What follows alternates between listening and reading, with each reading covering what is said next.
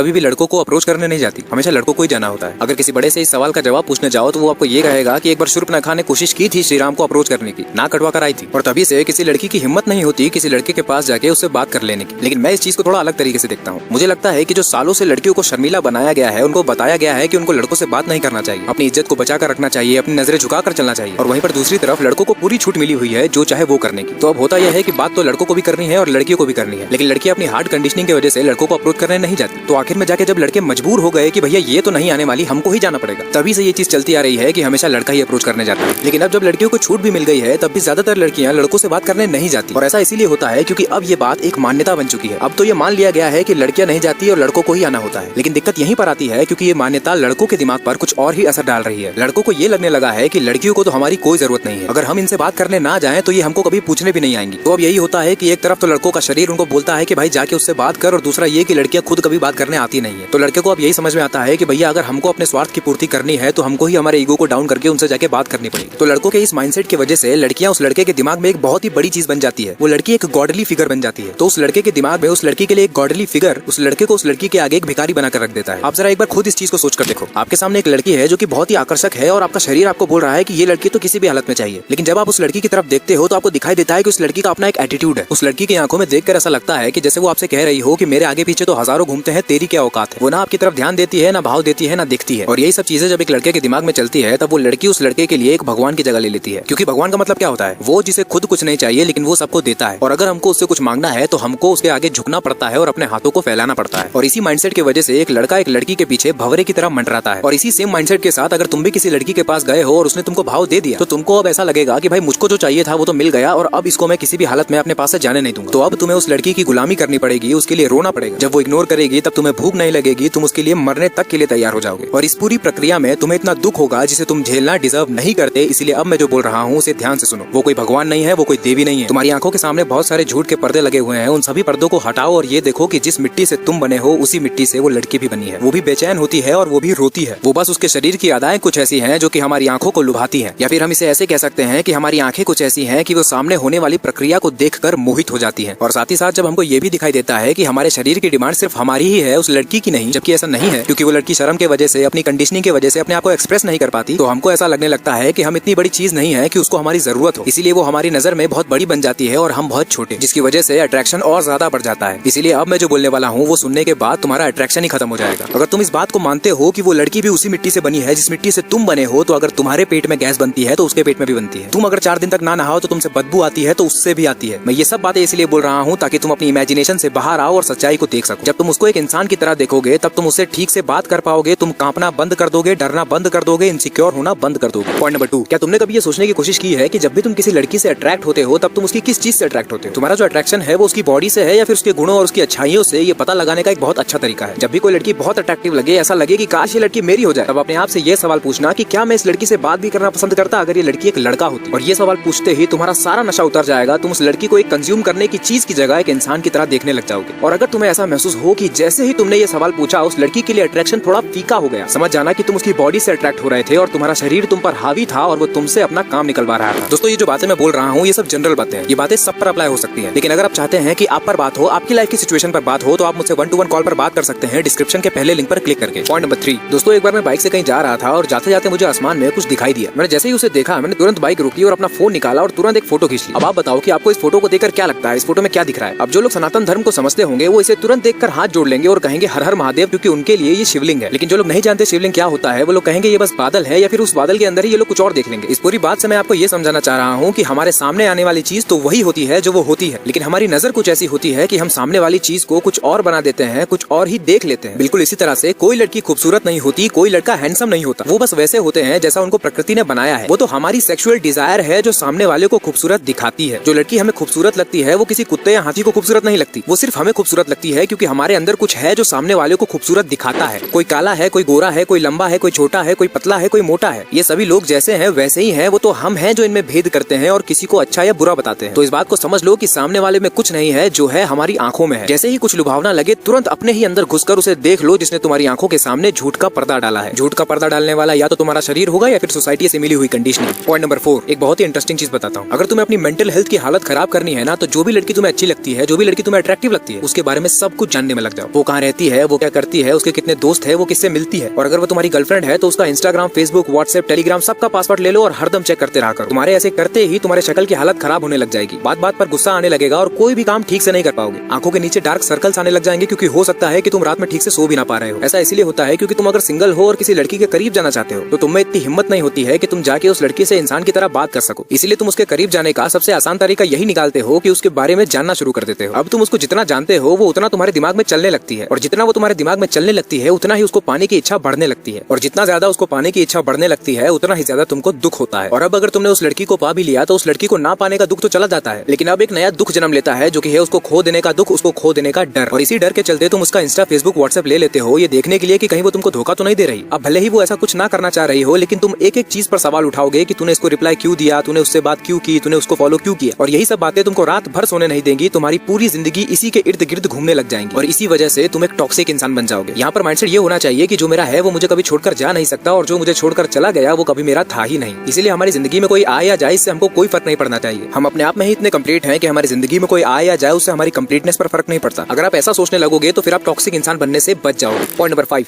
अभी मैंने बताया कि अगर तुम उसकी जिंदगी में पूरी तरह से घुस चुके हो तो धीरे धीरे तुम एक टॉक्सिक इंसान बनते चले जाओगे। और ऐसा इसीलिए होगा क्योंकि तुम उस लड़की को हमेशा अपने पास बांध कर रखना चाहोगे, हमेशा उस पर नजर रखोगे कि कहीं वो तुमसे दूर ना हो जाए। और ऐसा इसीलिए होता है क्योंकि तुमको उस लड़की से कुछ न कुछ मिल रहा होता है, जैसे कि इमोशनल सपोर्ट, फिजिकल प्लेजर और समय गुजारने के लिए एक बहुत बड़ा साधन, जो कि अगर तुमसे दूर हो गया तो तुम्हारे पास करने के लिए कुछ बचेगा ही नहीं, नहीं जीने के लिए कोई वजह बचेगी। और इसी खालीपन से बचने के लिए तुम उस लड़की को हमेशा पकड़ कर रखोगे, उसे हमेशा बांध कर रखोगे। अगर मैं इसे अपनी भाषा में कहूँ तो मैं ऐसे कहूंगा कि तुमने अपने जीवन में एक ऐसा नशा पाल कर रखा है जो कि अगर तुमसे दूर हो गया तो तुम फड़फड़ाने लगोगे, तुम तड़पने लगोगे, तुम रोने लगोगे। इसीलिए मैं कह रहा हूँ कि अगर आपको अपने आप को कंप्लीट रखना है तो अपनी लाइफ के सेंटर में किसी लड़की को ना रखकर अपने काम को रखना चाहिए, क्योंकि आपका काम आपको आपकी जिंदगी से मिलाता है और आपको नशों से दूर रखता है। लेकिन अगर आप अपने काम को अपनी जिंदगी का सेंटर नहीं बनाओगे तो ये बिल्कुल हो सकता है कि आप अपनी जिंदगी में एक लड़की को नशे के तौर पर लाओगे, जिसके द्वारा छोड़े जाने पर आप बहुत ज्यादा तड़पोगे, बिना ये जाने कि जिसके लिए मैं तड़प रहा हूँ वो इस लायक है भी या नहीं, या उसे इतनी वैल्यू देनी चाहिए भी या नहीं। तो अब जरा इस बारे में बात कर लेते हैं। पॉइंट नंबर 6, हम लोगों के आसपास का माहौल कुछ ऐसा बन गया है जिसमें लोग ये सोचते हैं कि अगर किसी व्यक्ति की गर्लफ्रेंड नहीं है तो फिर वो अपनी जिंदगी में कोई बहुत बड़ी चीज मिस कर रहा है। एक तरफ से शरीर हम पर हावी हो रहा होता है, दूसरी तरफ से हमारे दोस्त हमसे बोलते हैं कि भाई तेरी कोई गर्लफ्रेंड क्यों नहीं है, और तीसरी तरफ से सोसाइटी के लोग ये कहते हैं कि बढ़िया लड़की तो तभी मिलेगी जब तुम्हारे पास पैसा या सरकारी नौकरी होगी। तो इस सिचुएशन में व्यक्ति ये करता है कि अगर उसकी शक्ल वकल ठीक होती है तो निकल जाता है गर्लफ्रेंड की तलाश में, और अगर किसी लड़की को उसकी शक्ल ठीक नहीं लगती तो फिर वो लग जाता है तैयारी में। और अगर तैयारी करने का रीजन ये है कि बढ़िया दहेज मिलेगा, बढ़िया लड़की मिलेगी, तो उसका पढ़ाई में कभी मन नहीं लगता, क्योंकि वो तैयारी इसलिए थोड़ी कर रहा है कि मुझे अपनी हाईएस्ट पोटेंशियल तक पहुंचना है या फिर दुनिया में एक बेहतर बदलाव लाना है। तैयारी तो वो इसलिए कर रहा है ताकि शारीरिक सुख मिल सके और सोसाइटी का वैलिडेशन मिल सके। और बॉडी के प्लेजर और सोसाइटी के वैलिडेशन को पाने के चक्कर में हम ये देख ही नहीं पाते कि हम किसके पीछे भाग रहे हैं। अब ध्यान से सुनो, भागना बंद करो। सबसे पहले तो लड़कियों के पीछे, और उससे भी पहले उन लड़कियों के पीछे जो अपने आप को मेहनती लोगों का रिवॉर्ड समझती हैं। मैंने अभी कहा था कि लड़के के लाइफ का गोल अगर सिर्फ लड़की पाना है तो या तो वो गर्लफ्रेंड बनाएगा या फिर वो तैयारी के पीछे भागेगा। अब दोनों ही सिचुएशन में माइंडसेट तो यही है ना कि खूबसूरत लड़की चाहिए। एक आदमी उसके लिए बहुत मेहनत करने के लिए तैयार है और दूसरा आदमी शॉर्टकट और कम मेहनत के साथ उसे पाना चाहता है। ये दोनों ही व्यक्ति एक ही ट्रैप में फंसेंगे, और वो ट्रैप ये है कि क्योंकि दोनों का माइंडसेट ये है कि लड़की चाहिए, दोनों ही सिचुएशन में वो व्यक्ति एक गलत लड़की को चूज करेगा। वो एक ऐसी लड़की को चूज करेगा जो कि बहुत ही ज्यादा खूबसूरत होगी, दिमाग से बच्ची होगी, पापा की परी टाइप होगी, बहुत ही ज्यादा बॉडी आइडेंटिफाइड होगी, मेकअप और अपने आप को खूबसूरत दिखाने में उसका बहुत ध्यान होगा। वो लड़की बहुत ही इमोशनल होगी, बात बात पर रो देती होगी, बॉडी से बिल्कुल सॉफ्ट होगी, स्ट्रेंथ और स्टेमिना से उसका कोई लेना देना नहीं होगा। और वो लड़की ऐसी इसीलिए होगी क्योंकि लड़कों को यही चाहिए होता है। ऐसा बनने में कोई मेहनत नहीं लगती, बहुत ज्यादा पढ़ने की जरूरत नहीं है, कुछ करने की जरूरत नहीं है, बस खूबसूरत बन के रहना है ताकि कोई सरकारी नौकरी वाला आए और उसे ले जाए। अगर यकीन नहीं होता तो पूछ लो अपने आप से, तुमको भी कुछ ऐसी ही लड़की चाहिए होगी, क्योंकि ऐसी लड़कियों को कंट्रोल करना आसान होता है, ऐसी लड़कियों से अपनी बात मनवाना आसान होता है। अब ट्रैप ये है कि जो भी लड़का इस लड़की को पाने के लिए मेहनत कर रहा है, तैयारी कर रहा है, उसके बहुत कम चांसेस हैं इस लड़की को पाने के। और अगर इस लड़के ने उस लड़की को पा भी लिया तो ये लड़की उस लड़के का सर खा जाएगी, क्योंकि उसने चूज ही ऐसी लड़की को किया है। और जिस लड़के ने इस लड़की को बिना मेहनत के पा लिया है वो इसके साथ ज्यादा दिन टिकेगी नहीं, क्योंकि जैसे ही इसको कोई सरकारी नौकरी वाला मिलेगा वो उसके साथ निकल लेगी। इसीलिए मैं कह रहा हूँ कि भागना बंद करो। लेकिन अब ये सवाल आएगा कि करे तो करे क्या। पॉइंट नंबर 7, जैसे ही लड़के 16-17 साल के होते हैं तब से लेकर जब तक उनकी शादी नहीं हो जाती उनकी लाइफ का सेंटर एक लड़की होती है। ज्यादातर लड़कों को यही दिखाई देता है कि या तो लड़की चाहिए या फिर कुछ ऐसा करना है जिससे लड़कियां मिल जाएं। जैसा कि मैंने वीडियो की शुरुआत में भी बताया था कि लड़के अपने आप को लड़कियों के हिसाब से बदलते हैं। लड़के जिम इसलिए जाते हैं ताकि उनकी बॉडी बनेगी तो लड़कियां उनसे अट्रैक्ट होंगी। इसी तरह से नौकरी भी इसी तरह की चुनते हैं जिसमें अच्छी लड़की से शादी हो सके। घर वाले तो ये ताना भी मारते हैं कि अगर तेरी अच्छी नौकरी नहीं लगी तो कोई तुझे लड़की भी नहीं देगा। इसी वजह से लड़के एक गलत माइंडसेट के साथ अपनी जिंदगी में आगे बढ़ते हैं, जिसका नतीजा ये होता है कि उनको ज्यादा कुछ मिलता नहीं, और जिन लोगों को मिल भी जाता है उनको बाद में पता चलता है कि जो मुझे मिला ये तो मुझे चाहिए ही नहीं था। बहुत अट्रैक्टिव दिख रहा था लेकिन अब दुख हो रहा है, और ये सब इसीलिए क्योंकि लाइफ का पर्पस ही गलत बनाकर रखा था। ध्यान से समझो, एक लड़के के लाइफ का पर्पस कोई लड़की नहीं हो सकती, ना ही किसी लड़की के लाइफ का पर्पस कोई लड़का हो सकता है। ये जो रूल है कि लड़की लड़के के लिए बनी है और लड़का लड़की के लिए, ये रूल जानवरों पर अप्लाई होता है, इंसानों पर नहीं। हमारी लाइफ का पर्पस हमारे दुखों से, हमारे बंधनों से मुक्ति है, ना कि और बंधन और दुख पाल लेना है। अगर कोई व्यक्ति हमें ऊपर उठने में मदद करेगा, दुख से मुक्ति पाने में मदद करेगा तो हम उसके साथ रहेंगे, इसीलिए नहीं कि वही हमारे जीवन का सहारा बन जाए और हम उसके नशे में डूब जाएं। इसी से जुड़ी एक और बात है, पॉइंट नंबर 8, हम सब ये महसूस करते हैं कि हम इनकम्प्लीट हैं, हमें कुछ अधूरा है, हमें कुछ खाली है जिसे हमें भरना है। इसलिए हम हमेशा बेचैन रहते हैं और इस अधूरेपन को भरने के लिए हम अपनी जिंदगी में एक लड़की लेकर आ जाते हैं। अब उस लड़की के हमारे जिंदगी में आने के बाद थोड़ी देर के लिए हमें ऐसा लगता है कि हमारा अधूरापन खत्म हो गया, लेकिन ऐसा होता नहीं है। वो अधूरापन और बढ़ जाता है, लेकिन हम फिर भी नहीं रुकते, हम और चीजें अपनी जिंदगी में लेकर आने लग जाते हैं। हम ये कभी नहीं देखते कि हम अधूरे क्यों हैं, हमारे अंदर कौन है जो अधूरा है। हम बस अपने जीवन में नई नई चीजें भरते चले जाते हैं। एक बात ध्यान से समझ लो, कोई लड़की तुम्हें पूरा नहीं कर सकती। अगर तुम्हें अंदर से पूरा फील करना है, कंप्लीट फील करना है, तो उसका एक ही तरीका है जो कि है आत्मज्ञान, अपने आप को जानना। जब तुम अपने आप को जान लेते हो तो तुम्हारे अंदर से वो मिट ही जाता है जो अधूरा था, क्योंकि जब तुम अपने असली स्वरूप को जान जाते हो, जब तुम आत्मा को जान जाते हो, तब तुम आत्मस्थ हो जाते हो। तुम एक ऐसी स्टेट में पहुंच जाते हो जिसमें तुम पूरी तरह से कंप्लीट फील करते हो। इस पूरी बात का मतलब ये है कि तुम पहले से ही कंप्लीट हो, तुम्हें किसी की जरूरत नहीं है, तुम बस अपने आप को भूले बैठे हो, तुम बस माया की वजह से अपने असली स्वरूप को भूले बैठे हो। जिस तरह से हनुमान जी अपनी असली शक्तियों को भूले बैठे थे और जामवंत जी ने हनुमान जी को याद दिलाया था, वैसे ही तुम भी अपनी असली शक्तियों को भूले बैठे हो और तुम्हें याद दिलाने की जरूरत है। पॉइंट नंबर 9, जब तुम्हें पता चल जाएगा कि उस लड़की से तुम्हें ऐसा कुछ नहीं मिलने वाला जो तुम्हें कंप्लीट कर देगा या दुख से मुक्ति दिला देगा, तो फिर तुम दो चीजें करोगे। पहला तो ये कि तुम दिन रात उसी के बारे में सोचना बंद कर दोगे, और दूसरा ये कि उसके ऊपर तानाशाही करना, रोका टोकी करना, उसका तुम्हारे जीवन से चले जाने का डर तुम्हारे अंदर से खत्म हो जाएगा।